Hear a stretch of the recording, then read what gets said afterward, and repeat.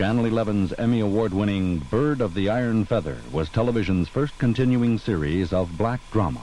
The story of the daily struggle to survive in Chicago's black ghetto provided absorbing drama and sharp social commentary. He's clean. Come on, Thomas, let's go back to the car. Hey, now, wait a minute. Hold it. Aren't you taking this brotherhood crap a little too far?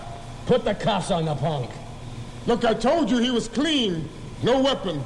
No stolen goods. Just a scared kid. You're gonna give him a little special treatment, huh, Rhodes? Now, look, I go by the book. This kid was caught in the act of burglarizing a warehouse, and we're taking... Hey, hold it, kid! Hey, hold it now! Hold it right there! Stop! Stop or I'll shoot! Side, Rhodes, he's coming that way. I'll stay here and head him on.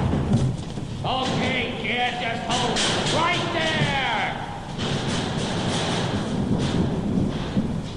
Come on down, boy. You ain't going nowhere. Okay, Rhodes, he's coming down. Hold it right there. I'm telling you for the last time, kid.